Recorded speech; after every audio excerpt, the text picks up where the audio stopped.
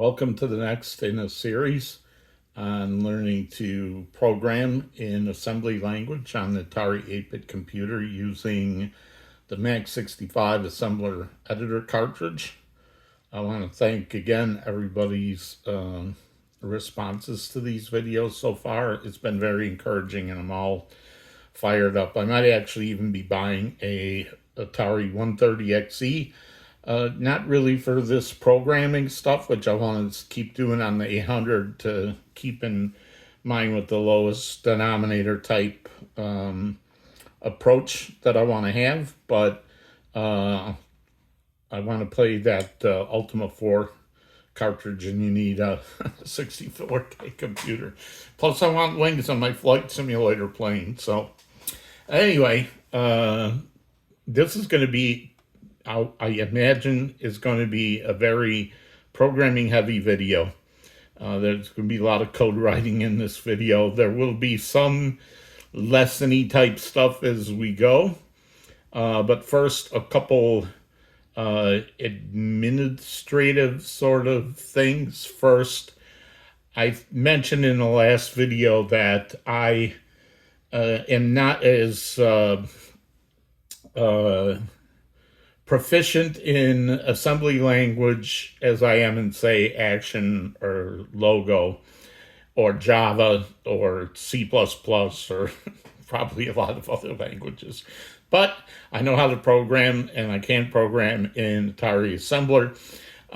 But as I pointed out last time, I didn't really have a feel for like what a style guide should be. I like to have a certain style so that all my programs look the same, and I hope that everyone else can adopt certain styles. So I'm going to start on some of that tonight, and one of the first things I'm going to talk about is, if you look at the screen there, I was taking files that I was listing to disk, which is the source code that we haven't assembled. It's the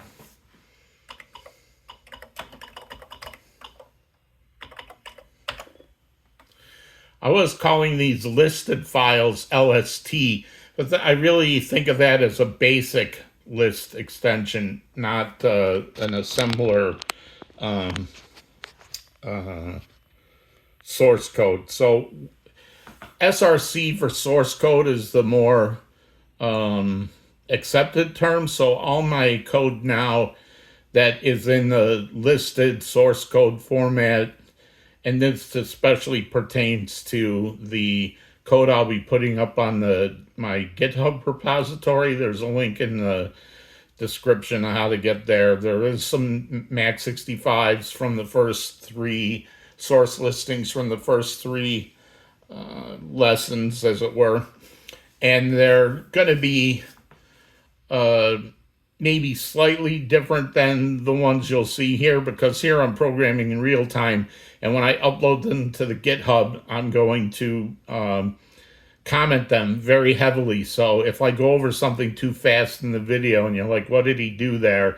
I'm going to have comments on all that code. If you've looked at the GitHub, you'll see that there's comments on every line, but I'm not going to do that when I'm coding in real time. So you're just going to hear the explanation. So the first change is we're going to not use the LST extension. We're going to use SRC for source extension. I want to give a shout out to a couple of people who commented on my videos. Brian Wild is peeking in my brain for this video of what I'm planning on doing. So you'll see when I get there. I'll give him the shout out again. And Felipe Beldi once again came to my rescue when I was talking about DDT last week, and there's a command called W that changes how DDT is either trying to interpret the bytes in memory as assembly instructions, or if you hit W, it just is going to interpret it as raw bytes. and I knew it was W. I couldn't remember what it stood for. It stands for, I'll get this camera thing to stay steady one of these days. It stands for window, window select. So you're toggling between a window that shows source code, interpreted the bytes as assembly language or just raw bytes. I think I kind of goof it up because I think of window in action as the command that opens, the split screen editor, which Mac 65 doesn't have. So thanks to Felipe for reminding me what the W was for. I also got a comment from Nick Foligno about how to maybe optimize some code. I'm not sure if I'm going to get to that in this video. I don't think so, but I'll probably touch on it in the next video. But the first thing I want to talk about tonight is something that came about because one of the commenters, Atari Pam Maria, is using Spartados X. And up until now, with regular Spartados or Atari DOS, or I tested it today with my DOS even, what we've been doing is either binary saving object code, or we are assembling object code right to the disk drive. But when we do this, how we were running it is we would load the object code. So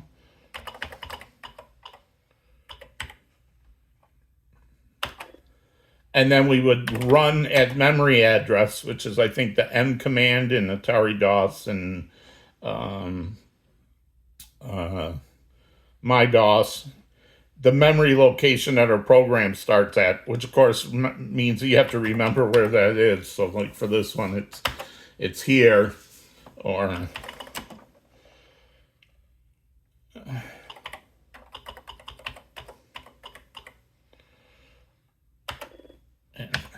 this one was at 500C.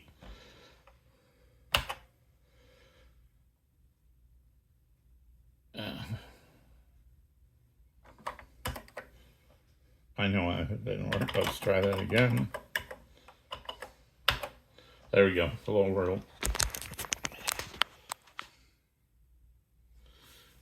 All right. So, but it turns out that does not work on Spartados, because what they did was in Atari DOS or my DOS or Spartados 1.1, which I'm using, the run command, or the M for run at memory address command in those other DOSes, is built into the DOS. But in Spartados X, I guess they felt that so many people were not using this command that they took it out of the base code to make it smaller, and they put it onto the Spartados X toolkit.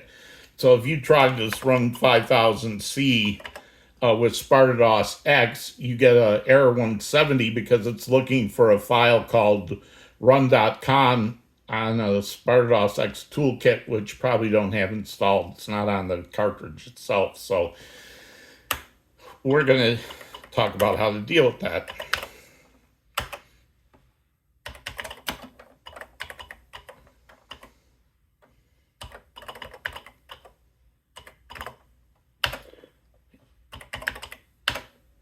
Here is the solution, which actually will solve two problems for us. One, it will work on Spartados X, and two, you won't have to remember when you're running the command where the starting address of your code is. So what we're going to do is this.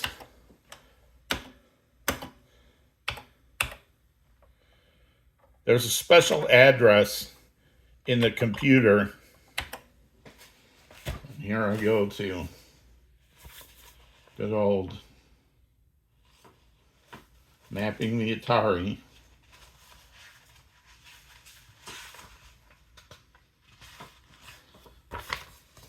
There is a special address right here at 2E0 and 2E1, which is called run address. What happens is, if you do instead of doing the run at memory address, you do when you're doing the load of an object file, Atari DOS, Sparta DOS will look in this memory location 2E0 to see where you're, and jump to that location to start your program. So now I'm using byte here. If you remember, this is going to put bytes right into memory. And what this asterisk means, so this asterisk means, hey, go to this location 680 and start assembling this code there. Now I'm saying, hey, jump from wherever you were, go to here, 2E0, and I want you to put in these 2 bytes, which are going to go in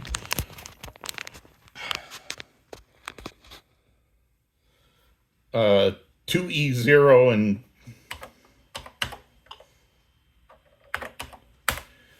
and because this is a memory address, it's going to be low byte, high byte, low byte, high byte. This is one way to do it. I'm actually going to show you 3 ways to do it, but I just want to show you that this works. So again, this is a special address called run address at 2E0, and you want this to be at the very end of your program, your assembly program, and you want to put in, this is one way to do it. You're going to see a better way in just a minute.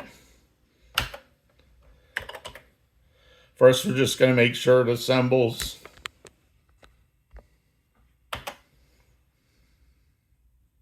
Now we're going to assemble it to disk. And if you're using Sparta DOS, and this is true for Sparta DOS 1.1 or Sparta DOS X, any of your versions of Sparta DOS,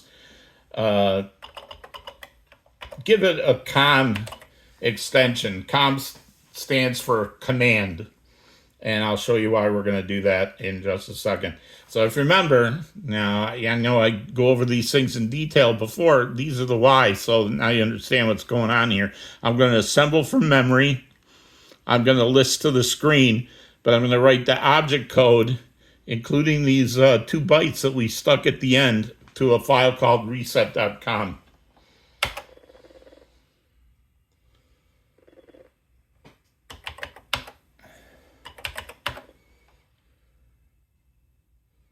So now we have a reset.com.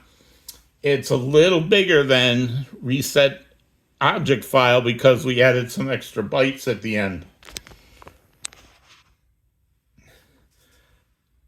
And now, instead of having to say run 680 or load reset.obj run 680, I can just type the word reset, and I have a standalone running program.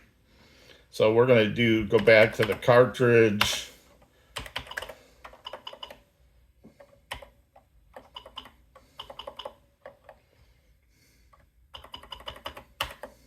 And do the same thing with our Hello World demo.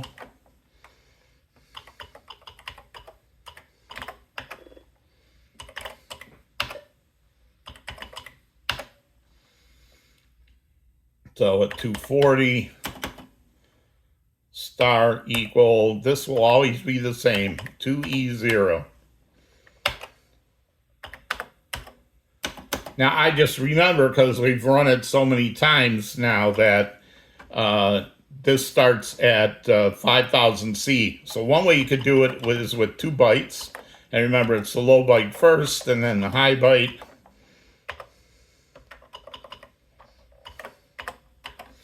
But there's a Max65 directive that we haven't talked about yet.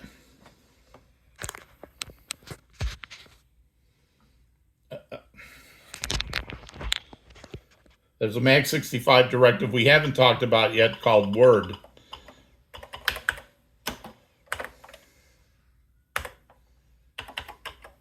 Word lets us take a 2 byte address and put it out there as we know it, like 5000C.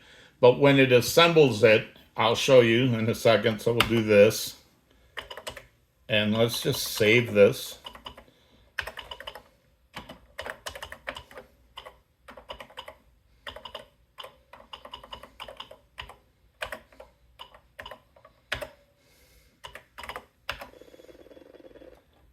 We're going to assemble it.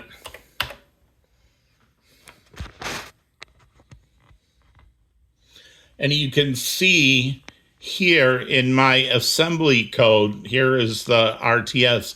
Even though I said Word 50, 5000C, when it assembles it, see how it sticks it at address 2E0, which is where I want it to go. And what it puts in there is low byte and then high byte. So it will do it for you. But I've got one more trick to show you. If you remember, we said that we can use these labels as bookmarks to memory addresses. So I can also do this.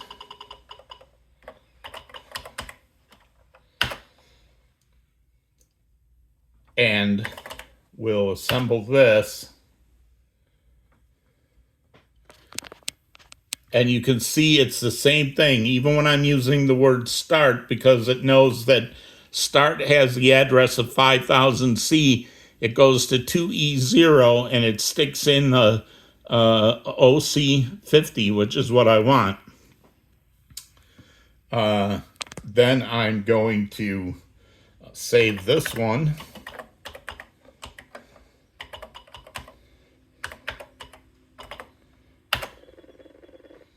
I'm going to assemble it to disk. I'm going to give it that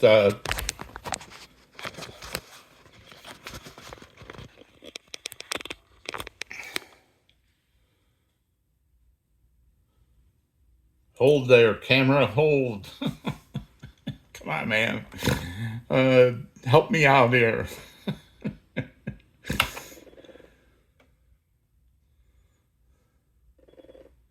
You see, the advantage of using the word start is then I don't have to remember where the address is. And if I change the code and the address of start moves, I don't care where it moved to, because this will know to put the right address in there for me. So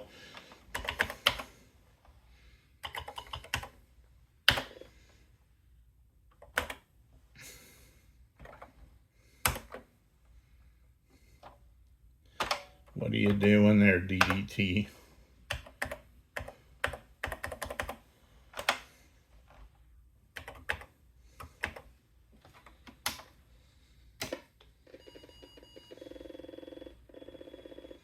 Now, hopefully I didn't lock up the...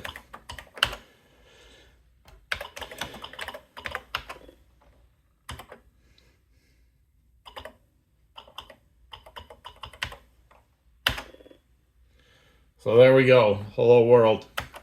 Now, one thing I found that there is a bug in Spartados 1.1. So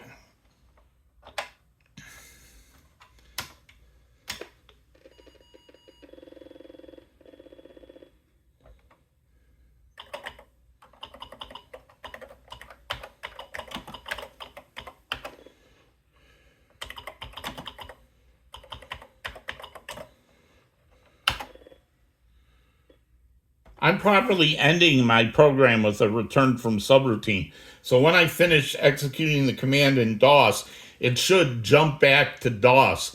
But in Spartados 1.1, that does not happen.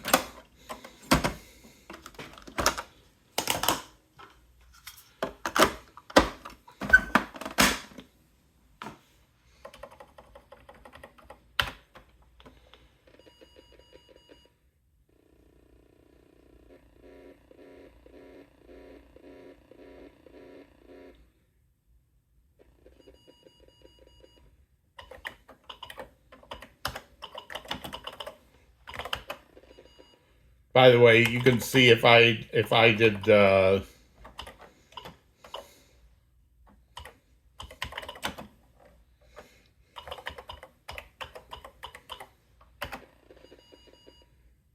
And then if I try to do the run command, I'm going to get the 170 because it's looking for the file that's sitting out on the toolkit disk. But I can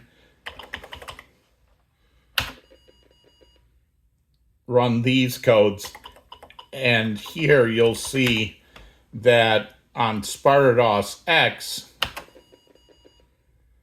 it prints hello and does come back. So there's a bug in SpartaDOS 1.1, but if you're using SpartaDOS X, you're good. So now you know how to create running programs. Put those bytes at the end, and we'll look at it one more time. I got to go back to 1.1 so I can put my Max 65 cartridge in.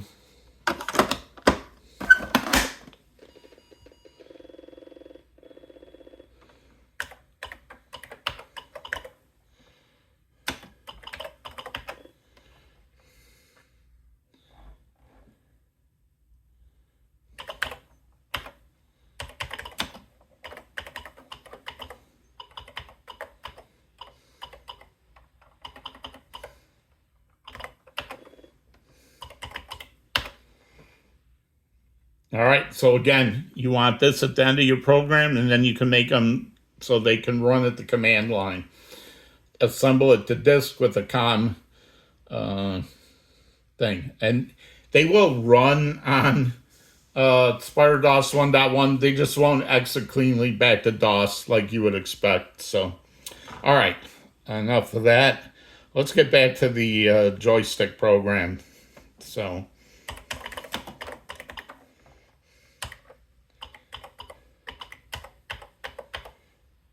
I think I called this test stick in the last video, but when I uploaded it to GitHub, I decided to call it Joystick 1 because we're going to go through several iterations of this code tonight. And just a reminder of what this does. We have these equates or defines, as we call them. So 58 is screen memory. This is the address for stick 0. This is the start of our main program, start LDX, and right now it's got a value of 24, so it's 0, 12. So right now this program would load X with 24, which would point this here, and it would print stick down up in the top corner. So first thing we're going to do is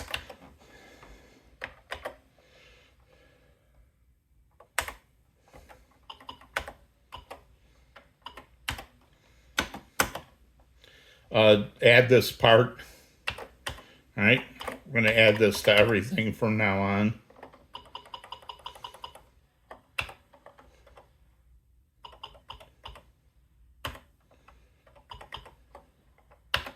And again, when this assembles, I don't know where start is, but I know my first executable code's always going to be at start.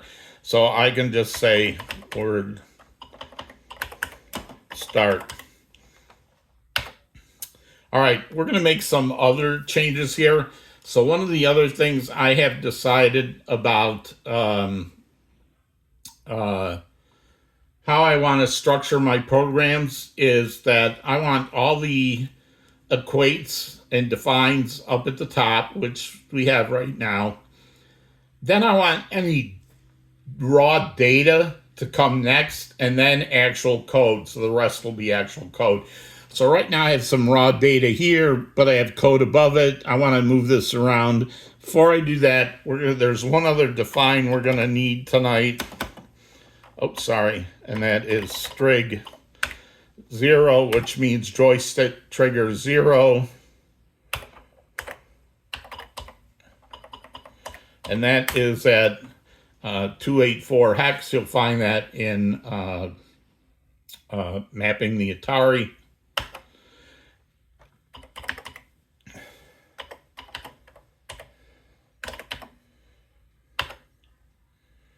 And I want to move this text around, so we're going to make this line 161, 162, 163, 164.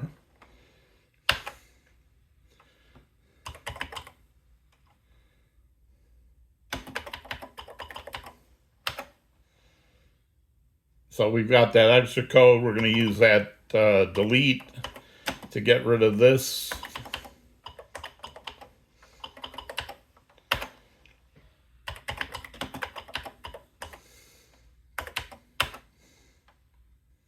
So now I have things the way I want them.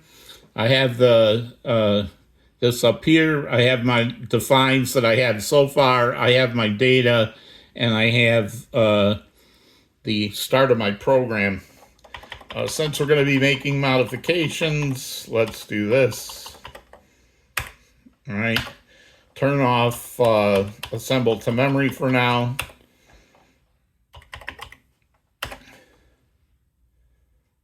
So when I renumbered this, we're going to add, instead of hard coding voice of these three that we're going to print, we're going to read the joystick value, whether it's up, center, or down, and depending on what the joystick position is, then we'll load X with the right value and then jump to the screen print. So we're going to need to change this, and we're going to need to add some lines in between here and here. So again, this is where all that time I spent before talking about how these list commands work and stuff comes in handy. So what we're going to do is we're just going to save the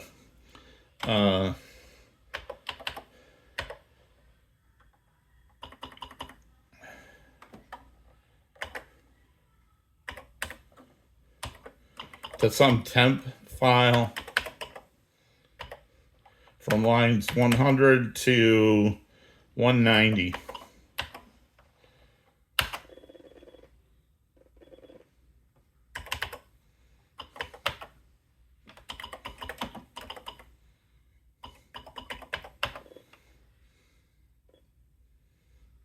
Okay, good. Now we've got those on disk.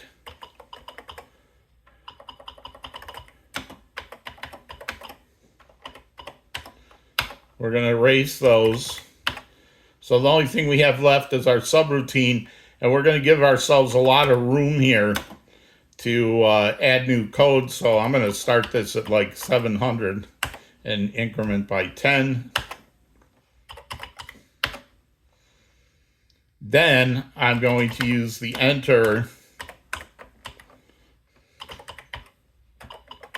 Now remember, if I just do this, it's not like Atari Basic. It's going to overwrite my subroutine.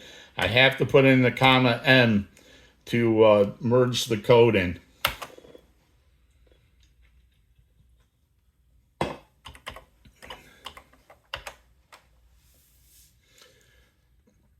All right, now we have some room. We have between 190 and 700. All right. The next thing we're going to do is we're going to skip the joystick reading part and add the end of program part. So right now, the way this is written is it reads this value, it prints this out, and then the program ends. What we want it to do is, because when we start reading the joystick, we want the program to keep looping around, not this loop, but looping around so that it will keep reading the joystick. And the way we're going to end the program execution is when they push the joystick trigger. So once the joystick trigger is pushed, the program will end. So we're going to add an infinite loop in our program that we will create for now that just hangs until we end the program. So we're just going to call this exit. Or no, this is going to be our infinite loops, so we're going to call this infin for infinite. And what we're going to do there is we're going to load the joystick trigger. We're going to load the value of what's at the memory address in 284, which is the address of the trigger for controller 1.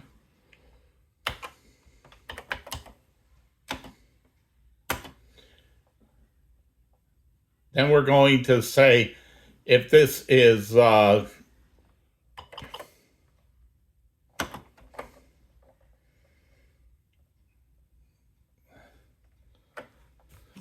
I had it.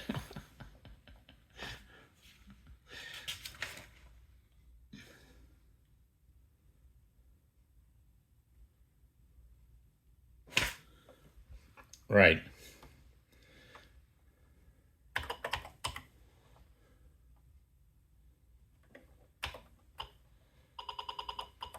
This is a label, so there should only be one space there. This is an instruction, so there's 2 spaces there.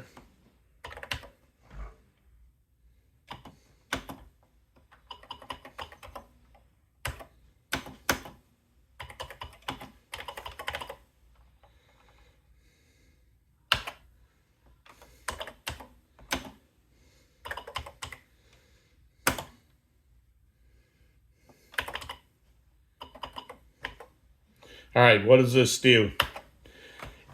It loads the accumulator with the value that's sitting in memory location 284, which is whether the trigger is pressed. When the trigger is pressed, then the result will be 0. 2 things are equal if there's no difference between them. So what we're saying here is if what's in the accumulator is equal to 0, then we'll exit the program. Otherwise, the button isn't pressed. This is going to be a 1 and branch on equal. Let me go to DDT for a minute to show you this. I was going to talk about this later. We're going to talk about it now as well. So we've already talked about the X register, the Y register, the accumulator. Tonight we're going to talk about this guy here, the we're going to talk about this guy, which is called the status register. So the status register is basically a register on the 6502 chip where all these 8 bits, except this guy here, have a job to do. Some of those jobs we're interested in. Some of the jobs they do we're not so interested in. You could kind of think of these guys as like football referees or soccer referees throwing up a yellow card or whatever. So these are called the flags. So when the flag is up, there's a 1 there. When the flag is down, there is a 0 there. Now, each of these bits has a purpose, again, except this one. Don't know why they didn't use that one, but they don't. This is called the carry bit. It checks if there's some overflow into the carry flag. We'll talk about that later.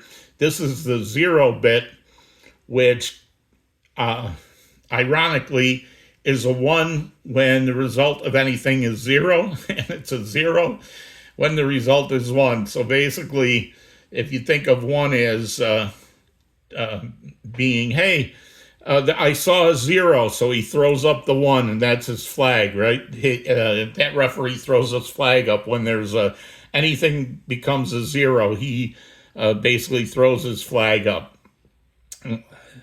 This is the interrupt flag, which we will use sometime later to do display list interrupts. This is the decimal flag, which is to use binary coded decimal. You don't care about that. This is the break flag. You don't care about that. This isn't even used. You don't care about that. This is the overflow flag. This is the negative flag. Those 2 are not really going to worry about. The ones that we're going to really look at a lot are the 0 flag and the carry flag. branch equal and branch not equal, they care about this 0 flag. So let's go back here for a second.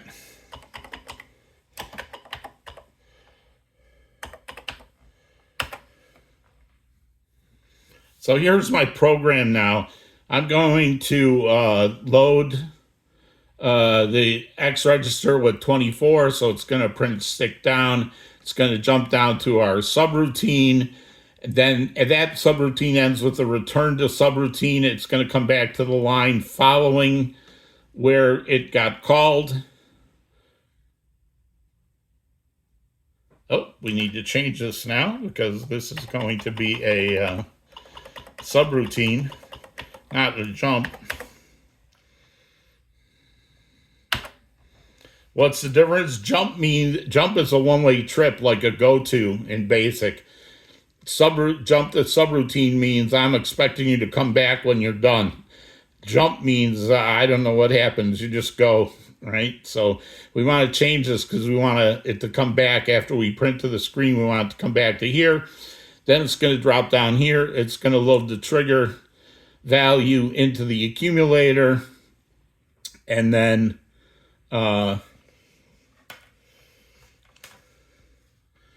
if the value is 0, which means the button was pushed, then it's going to drop down here and exit the program. Otherwise, it's going to jump back up. It's basically just going to keep reading the trigger, until somebody presses it.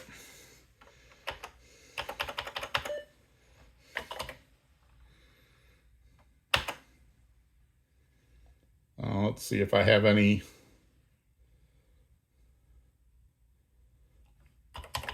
No assembly errors. I just want to look at this one more time.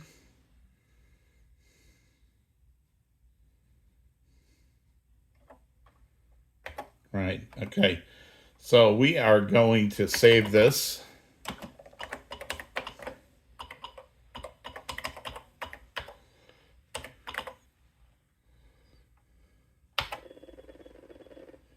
We're going to go to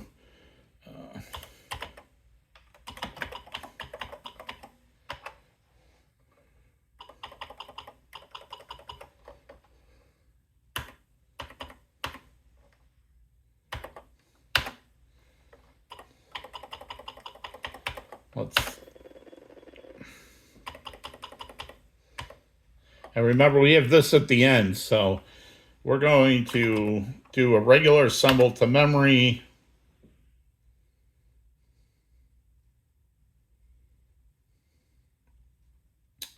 Then and so start is at 5024. And if I look up here to where this address is at 2E0, this is 2450. So remember, it's low byte, high byte. So this is 5024, which is the same as start. So I assume this is going to work.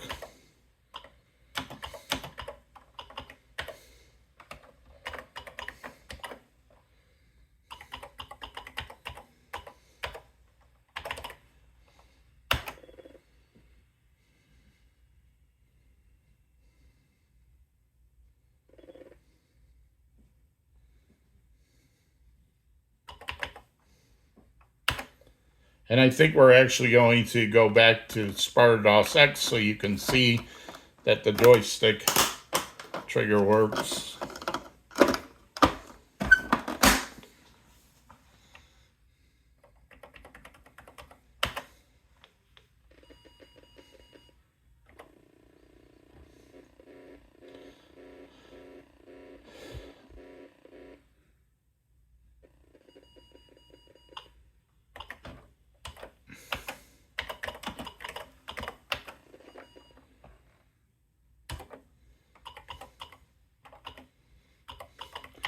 So my expectation here is this is going to print stick down in the top corner of the screen, and then it's going to hang until I press the fire button on the joystick.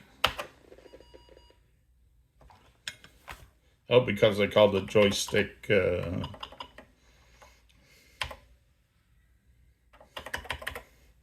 3.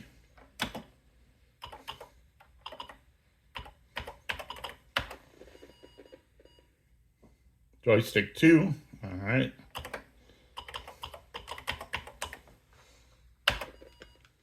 So there it's stick down. This cursor's just sitting there. There I am pushing the button. And my program exits. So I've set up my infinite loop so that now I can control when the program ends. So now I can start looping around reading the joystick.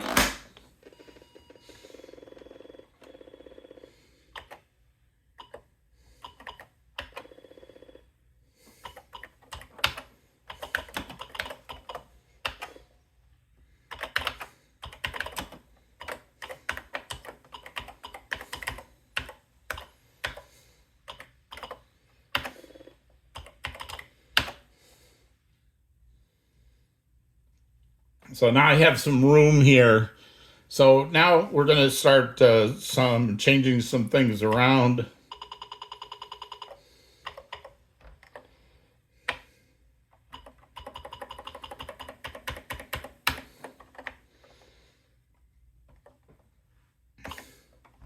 First, instead of hard coding this load X with 18, the start of our program now is going to load the accumulator with the value of what's in the joystick port, which is stick 0.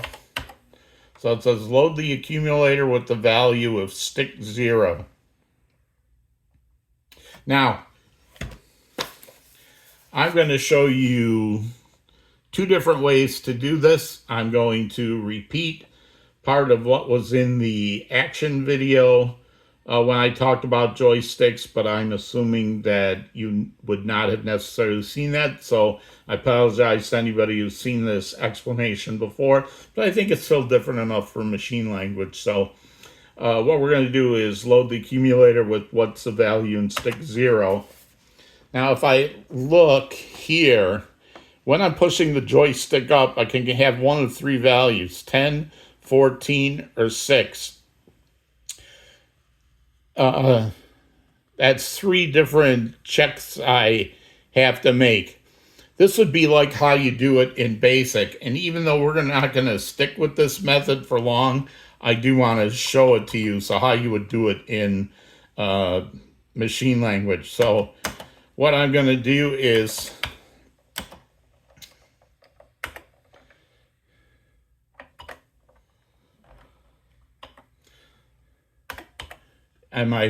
are they pushing straight up?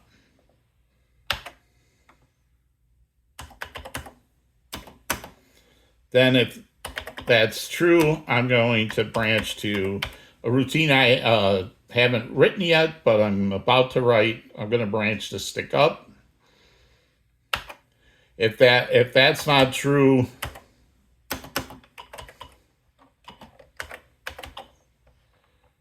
I'll see if they're pushing it to the up and the left.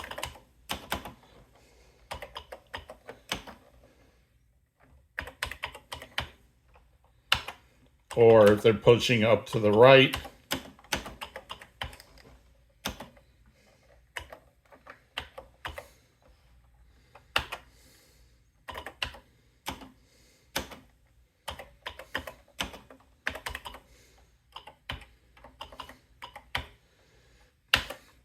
Now I'm going to check for the 3 down values of 5, 13, and 9. So I check for 6, 14, and 10.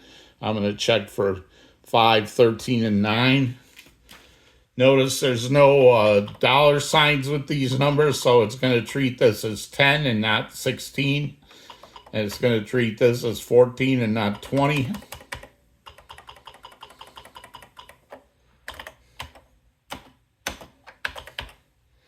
Notice we took the value that was in stick and put it in the accumulator, and now we're just doing a bunch of comparisons we haven't changed what's in the accumulator at any time. So the value that's in there is whatever it was, the stick at that point. So we got 9. In that case, we're going to branch if equal to stick down.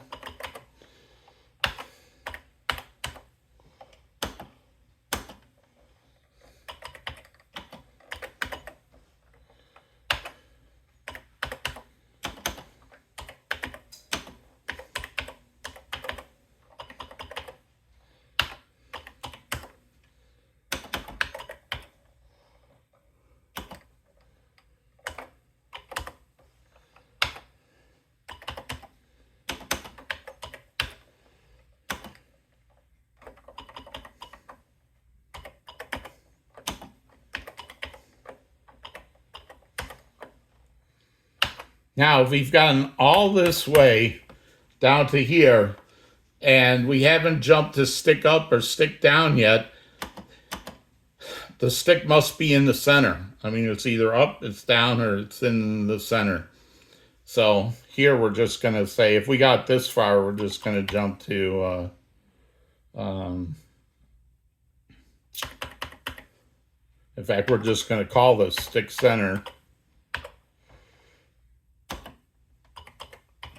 And what we're going to do is load the X register with 0, remember?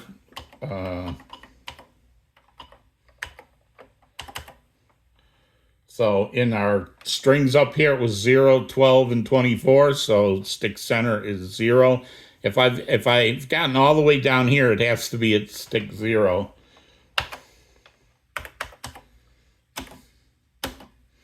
Then we're going to jump to our screen print subroutine.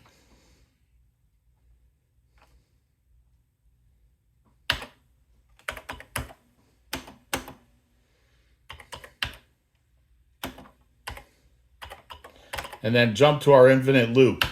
But now we have to make one change to this infinite loop because we don't want it to loop between here just waiting for the trigger. What we want it to do now is to jump all the way back to start and get the new value of what's in the stick. And we have a couple other things to do here.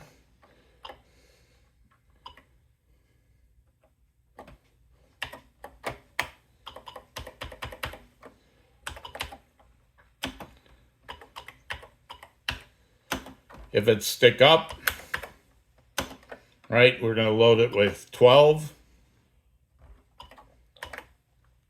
Got to be careful. You want to make sure you have those. Remember what this mode was called? It's called immediate mode. I'm not getting values from an address for these. Here I'm getting a value from an address because there's no hashtag. Here I'm getting an immediate mode. So remember this was 12, which is 0C. For stick up, this part's going to stay the same. Jump to the screen print subroutine, jump to our infinite loop, and then we just need stick down. And in this case, we want to load it with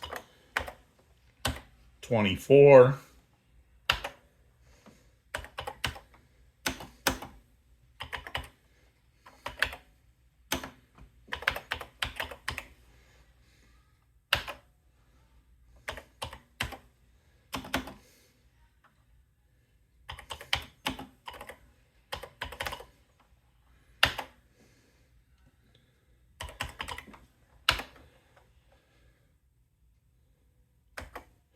Now, no, technically, I don't really need to make this a jump to here. I could just do this screen print, and then when I come back, fall into this normally. The reason I have a jump here is maybe I'll decide to add some other code in between this loop.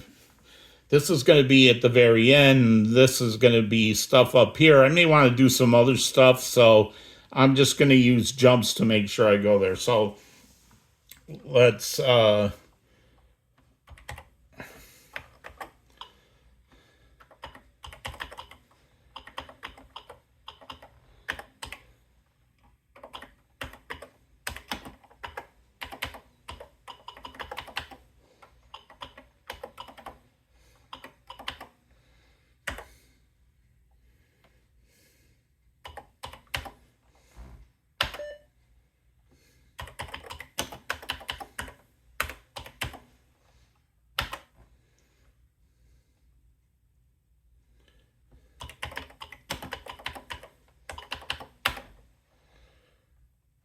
Again, I made a lot of changes here. It's always good to do one assembly with the object code turned off. And let's save it first.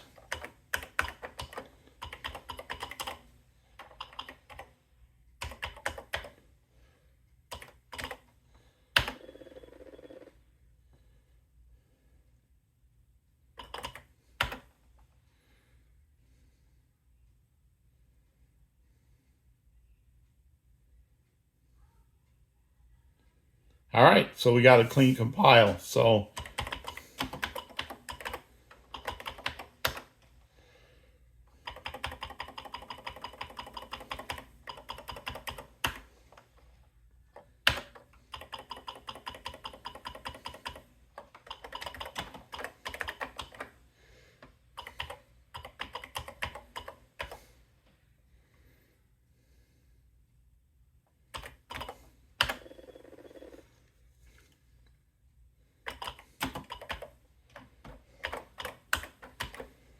because I put the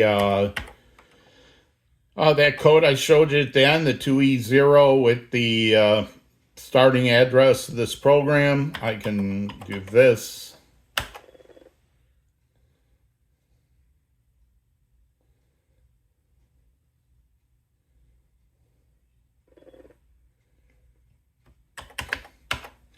And even though this won't, you know what? Let's go back here for a second. So the program starts at 5024. Oh, I didn't assemble it to memory. That's a good check. So I did assemble it to disk, but not to memory. So let's just do that. Because I still had the opt-obj turned off when I did the first assemble.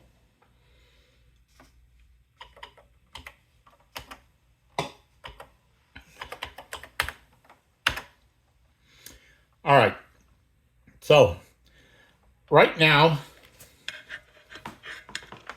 I'm not pushing on the joystick in any direction. When the joystick is in the center position, I expect the accumulator to get loaded with the value of 15, which would be 0F. So I'm going to step through this. And it is 0F. So this thing is going to say here, branch if this is equal to 14. This is saying branch if equal to 10. This is branch if equal to 6. Now watch the 0 flag over here. Right now, I loaded a 15 into the accumulator, so that flag didn't change. This flag did not change because F was not equal to E.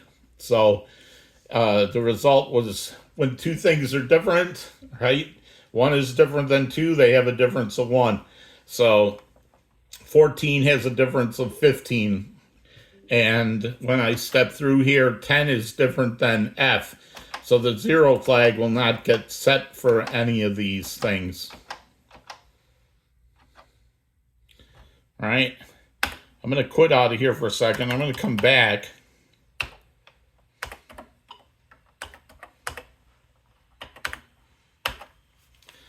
But now, I'm going to hold this stick up, right? So what I expect when I step through this code is now this is going to get loaded with the value of 14, not 15. So I guess I must have it up into the corner. So it's a value of 10 in there right now. And since it's already read it into the accumulator, it's not reading it anymore from the joystick. I don't have to hold it there all the time, just when I executed that one instruction. So you can see there's a 10 in the accumulator. I must have been pushing up and to the left. It's going to say when I'm pushing straight up, which is 14. If I was, it jumped to 5047. But it's not. So now it's going to go down here. Now it's going to compare A to A. Watch what happens to this 0 flag. Because there's no difference between A and A, the difference between those is 0. A compares to A, the difference between them is 0. The referee sitting in the 0 flag spot says, I saw a 0, and throws up the 1. So now when this says branch if equal, this is going to be true because this is checking the 0 flag. If the 0 flag is set, it does this branch. If the 0 flag is not set, it continues down. So now I'm expecting this to jump to 5047. Right? So this is going to load the accumulate or the X register with 12, because for stick up. I'm going to jump down to the print screen subroutine here, which loads the Y register with 0. This is going to get character 12 starting with our strings, and then stored at screen memory. So when I look out here from DDT, I should see an S up in the top corner. So there it is. So you can see how this flag will change. So right now, it's going to compare the Y register, which is 0, to B. That's not going to be true. So this 0 flag is not going to change. It's going to stay 0. So that's how that works. So let's just look at this. And I think I'm going to look at it in Spartados X so I get the clean exit.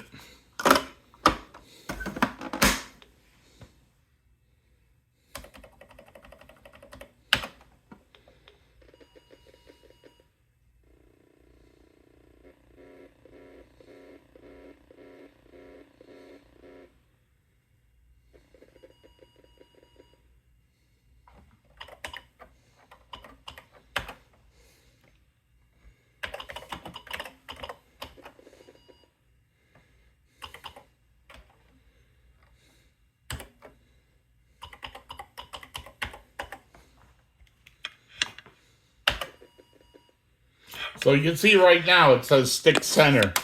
That's because I'm not touching the stick. But as I move it up, I get stick up. If I let it go back to center, stick center. If I push it down in any one of these 3 lower things, I'm getting stick down or stick up. I know it's focusing on the joystick right now, but you can see stick up, stick down. And it's going to keep doing that until I press this trigger. So, back we go, Spartados 1.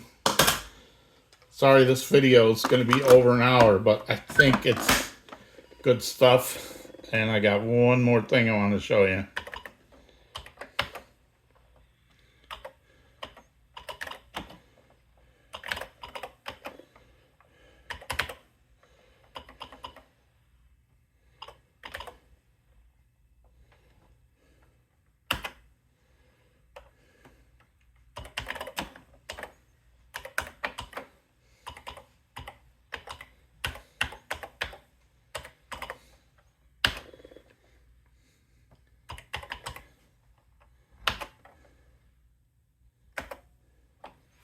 All right.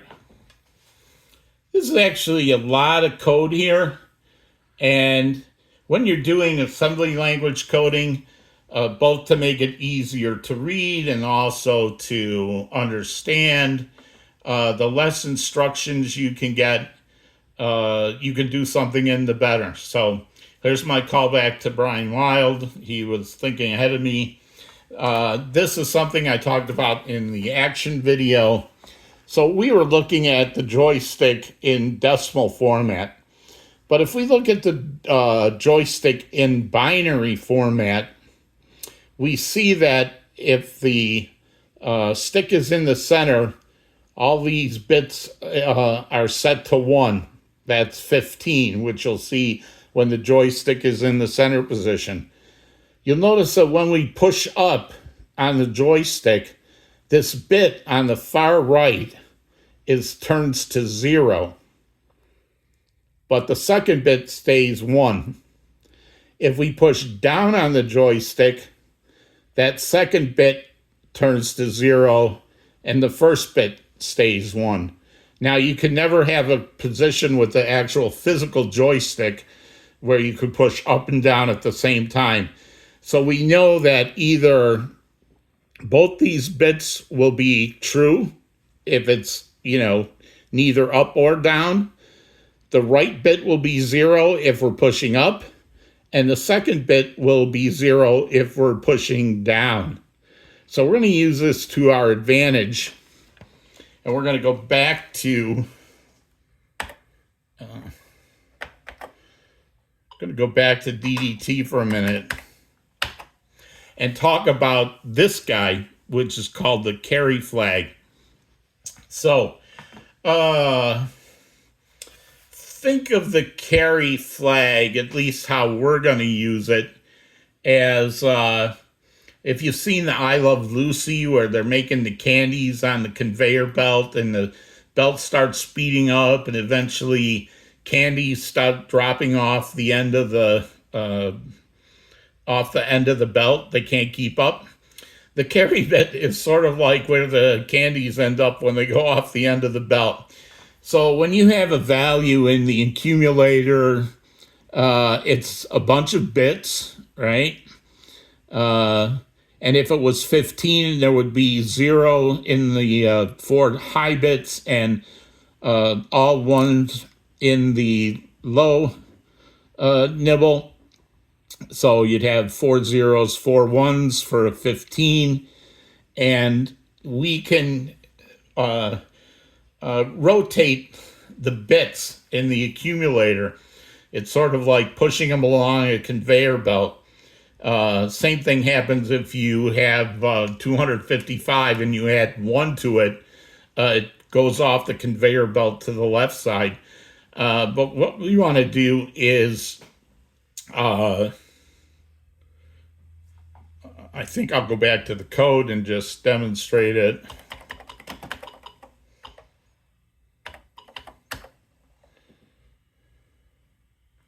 So this part's going to stay the same.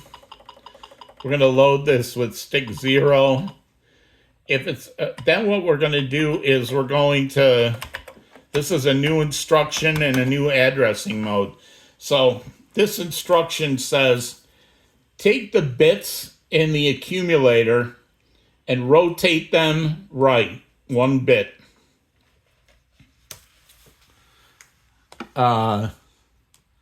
So if the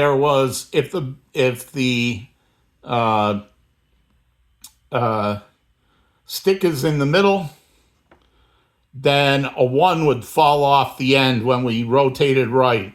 If the stick was being pushed down, 1 would fall into the carry bit as we went to the right.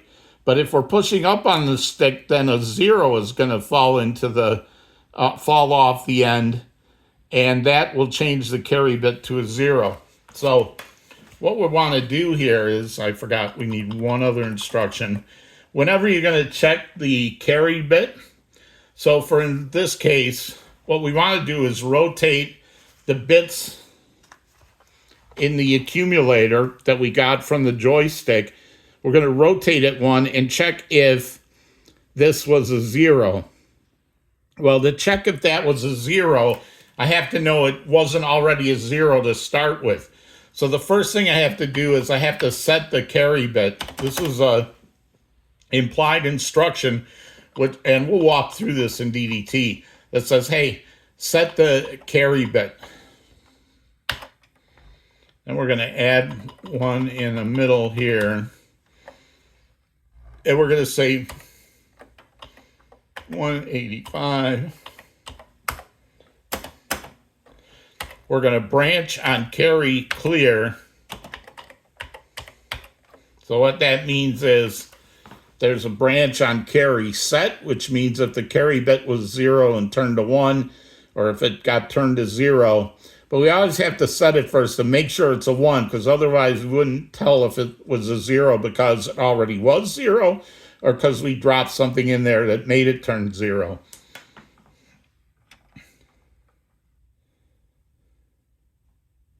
I'm sorry, 185 is our rotate right.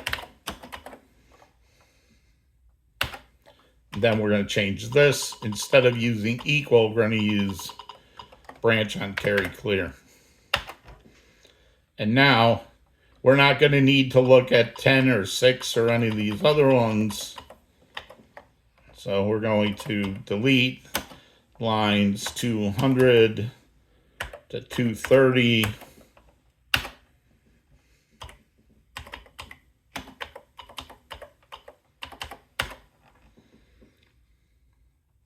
So before we had 3 different comparisons for the up, for 10, 14, and 6. Now all we're doing is we're rotating this bit 1 and then branching here. Let's see how that works. So we're going to assemble this.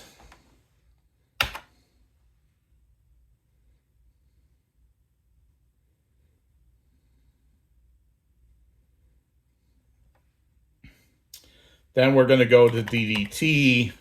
We're going to go to 5024, is it? Right. So this is going to load the stick. So let's watch what happens here when we step through this. I'm going to push up on the joystick, right? So I'm pushing up on the joystick. When I step through this to load the accumulator with the value in the joystick, it's going to be A. I guess I was pushing up and left again. So what is that? A is 1, 8, 0, 4s, 1, 2, and 0, 1s. 8 and 2 is 10. That's A. See, the carry bit is now 0. I'm going to step through, and I did that set carry to change this bit to 1. So now, when I rotate the accumulator right 1 bit, a 0 is going to drop into the carry. So that changed that to 0. Then it's going to branch down to load the accumulator with 12 to print stick up, etc., etc.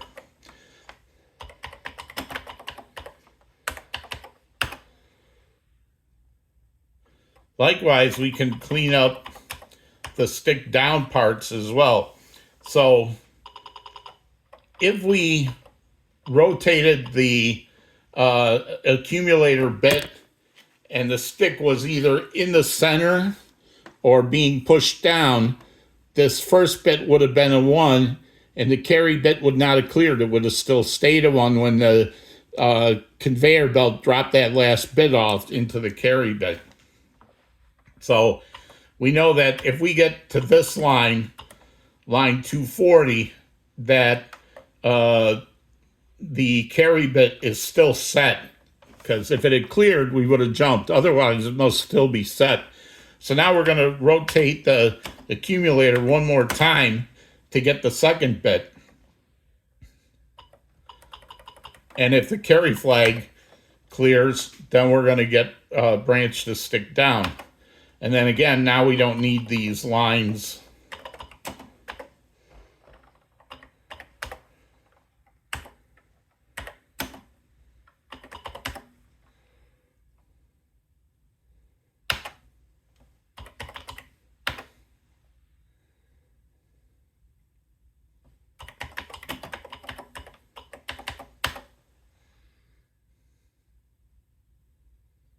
I deleted the wrong thing, didn't I? That's why I should have saved it. Darn.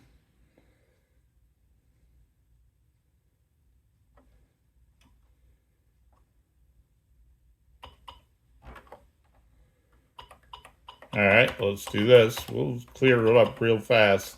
Sorry, this video is really long. So what we want to do is, if we didn't branch the stick up, We're going to rotate the accumulator one more time. Branch on carry clear to stick down.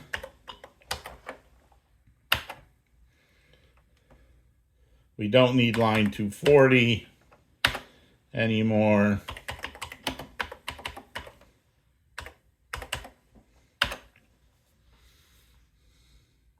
All right, so load the accumulator with stick 0. Set the carry flag. Rotate the accumulator once to see if this bit is a 0. If it's not, we're going to rotate it a second time to see if this bit's a 0. I would go to stick down. If it's not, then it must be stick center. To save my own.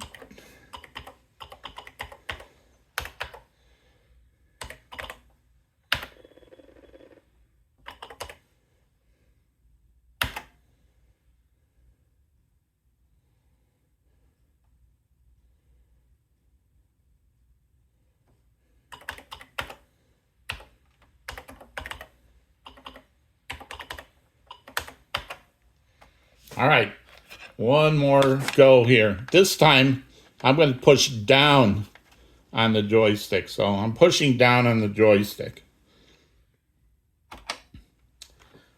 I loaded the accumulator with 5, which is, I guess, down and to the right.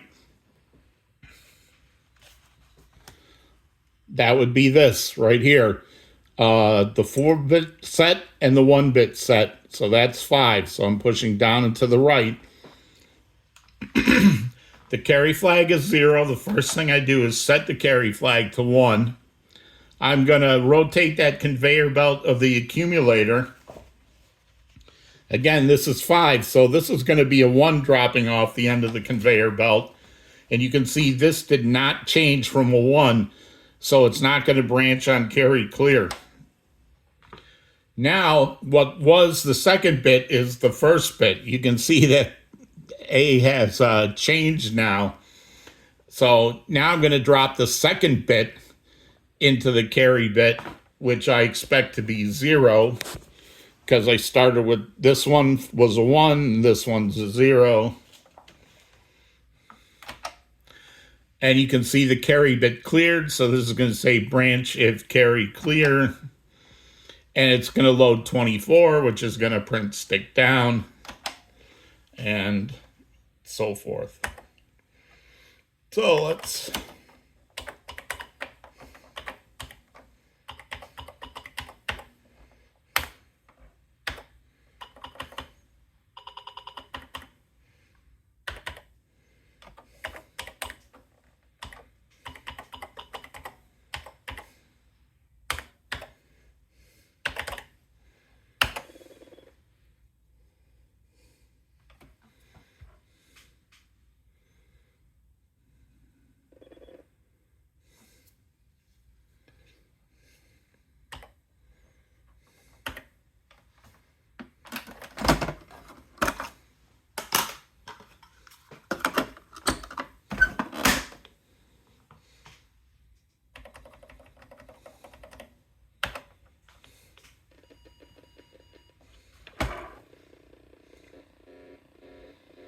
don't know what was going on with my display there, but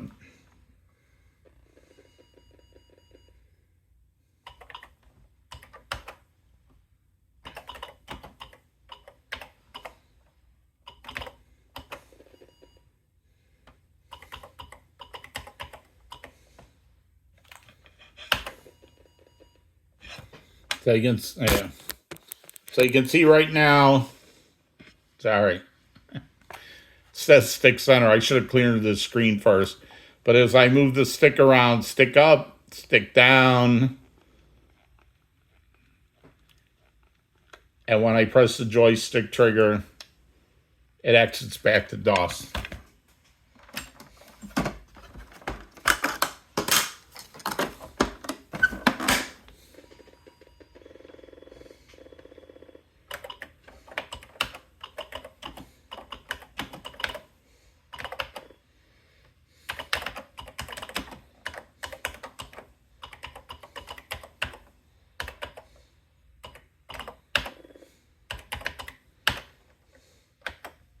All right, one last time. Now our joystick demo is doing a little more. Screen memory, address of stick 0, address of trigger 0, the text we want to print to the screen. Load the accumulator with the value that's in stick 0. Set the carry flag, drop the bit from the joystick reading into the carry flag. Did it turn 0? If so, the stick was pressed up. If not, drop the next bit. Is that a 0? If not, they must be pushing, not pushing either up or down. It must be stick center.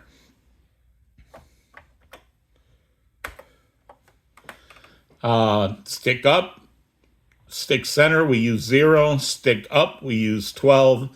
And on stick down, we use 24. Then we go into our loop, we load the trigger. Is it 0? Then we're going to exit. 0 meaning they pressed it. Otherwise, we jump back up to the start, load the accumulator, and so forth. And then here's our subroutine, and there's our program. I'm going to upload this to the GitHub. I'm going to heavily comment that. If you have any questions, let me know in the comments. The next video, we're going to do even more cleanup to this routine. And I just want to mention that even though right now all we're doing is printing up on the corner of the screen, you can see that I could change stick up and stick down to point to some other routines that like move sprites around the screen, move player missiles, move redefined characters, or whatever it is I want joysticks to do. This is just a thing to show you, but I guess the important part here is that right here, this little chunk, just like we have this trunk down here that prints to a screen, now you have a little chunk of code right here like this that you can use for any joystick reading routine. And you have some code here that you can use for any joystick trigger reading routine, right? So this is this piece here is something you'll probably use anywhere you end up wanting to read the joystick is something very similar to this. So it's very kind of key to know moving the joystick. So, man, I know this was long, an hour and 18 minutes, but I really couldn't shorten it. I mean, there's still stuff I could do here to make this program tighter, and we're going to do that in the next video. But for now, if you got this far, thanks.